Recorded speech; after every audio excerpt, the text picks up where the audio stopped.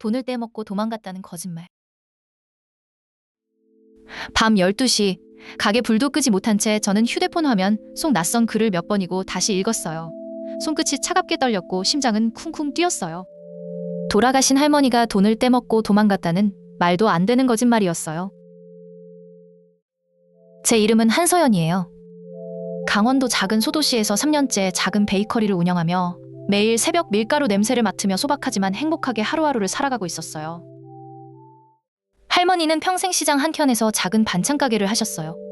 형편이 어려운 이웃에게는 외상값조차 받지 않으실 만큼 손이 크고 정이 넘치는 분이셨죠. 그 모습을 지켜보며 저도 늘 마음이 따뜻해졌어요. 2달 전 어느 날 동네 온라인 카페에 할머니를 향한 악의적인 글이 하나 올라왔어요. 화면을 본 순간 머릿속이 하얘졌어요. 손님 몇몇이 그 글을 보고 수군거리는 소리에 가슴이 답답해졌죠. 처음엔 그냥 지나가는 소문이겠거니 하고 애써 무시하려 했어요. 속으로는 불안했지만 괜히 대응했다가 일이 더 커질까봐 조마조마한 마음으로 꾹 참고 지켜보기만 했어요. 하지만 시간이 지날수록 비슷한 글이 하나둘 늘어났어요. 급기야 캡처본이 다른 지역 카페에까지 퍼지면서 손쓸 새도 없이 상황은 걷잡을 수 없이 커져만 갔어요. 매일 빵을 사러 오던 단골 손님이 어느 날 가게 앞에서 슬쩍 눈치를 보더니 아무 말 없이 그냥 발길을 돌리는 걸 봤어요.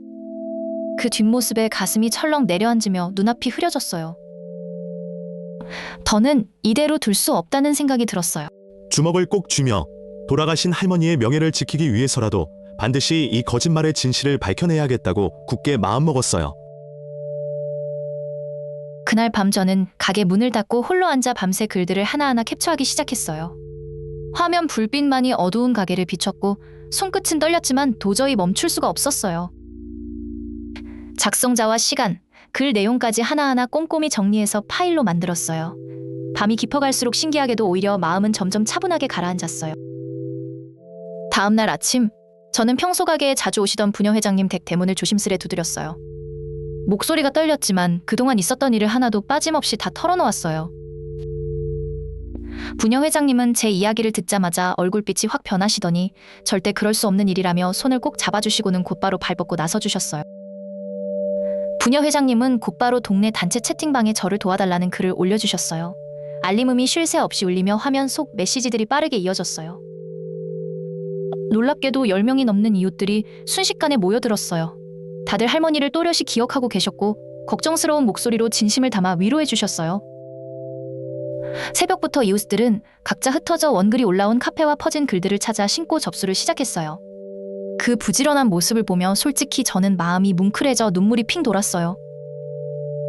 어떤 이웃분은 밤새 잠도 안 주무시고 흩어진 글들을 하나하나 찾아 캡처를 모아주셨어요.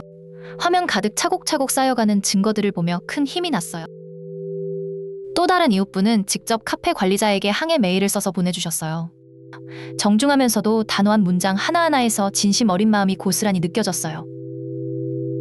또 한 분은 예전 손님 명부까지 뒤져가며 할머니께 도움받았던 사람들을 직접 찾아가 하나하나 증언을 받아와 주셨어요. 그 정성의 눈물이 왈칵 날 만큼 고마웠어요. 혼자였다면 엄두도 못 냈을 일들이 이웃들의 따뜻한 손길로 하나씩 채워지고 있었어요. 저는 그저 벅찬 마음으로 고맙고 또 고마울 뿐이었어요. 그렇게 일주일이 지나고 드디어 글을 처음 올린 사람이 밝혀졌어요. 결과를 듣는 순간 심장이 쿵 내려앉았어요. 여기서부터가 정말 반전이에요. 여러분도 분명 놀라실 거예요. 놀랍게도 그 사람은 예전에 할머니 가게에서 일하다 실수로 해고당했던 직원이었어요. 그 오랜 세월 동안 마음속에 원망을 꾹꾹 눌러 담고 있었던 거예요. 이웃들이 밤새 모아준 증거들은 곧바로 경찰서로 전달됐고 정식으로 조사가 시작됐어요. 초조했지만 저는 애써 담담한 마음으로 결과를 기다렸어요. 조사 끝에 그는 결국 카페에 사과문을 올렸어요. 자신의 잘못을 인정하는 짧은 글이었지만 화면을 읽어내려가는 제 마음은 결코 가볍지 않았어요. 카페 운영진도 문제가 된 글들을 전부 삭제 조치했어요. 화면 속에서 악의적인 글들이 하나둘 사라져 가는 걸 보며 가슴이 조금씩 후련해졌어요.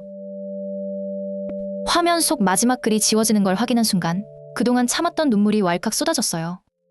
손이 덜덜 떨렸지만 그제야 비로소 진짜 안심이 됐어요. 저는 도와주신 이웃들 한 분 한 분을 직접 찾아가 고개 숙여 진심으로 감사 인사를 전했어요. 갓 구운 빵 냄새 가득한 봉지를 손에 들려드리며 마음을 전했어요. 지금도 저는 매일 아침 고소한 빵 냄새를 맡으며 그날 새벽 떨리는 손으로 대문을 두드리던 순간을 떠올려요.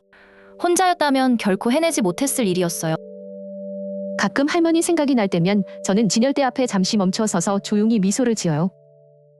어딘가에서 할머니도 흐뭇하게 저를 지켜보고 계실 것만 같아요. 진실은 결국 밝혀진다는 것, 그리고 그 진실을 밝히는 데는 함께해주는 이웃의 힘이 반드시 필요하다는 것을 저는 그때 뼈저리게 깊이 깨달았어요. 여러분 곁에도 힘들 때 선뜻 손 내밀어줄 이웃이 있나요? 저는 이번 일을 겪으며 그 존재가 얼마나 소중한지 마음 깊이 뼈저리게 느꼈어요. 여러분이라면 어떻게 하셨을까요? 댓글로 알려주세요. 사연을 읽어드린 AI, 다음 이야기에서 또 만나요. 구독과 좋아요는 큰 힘이 됩니다.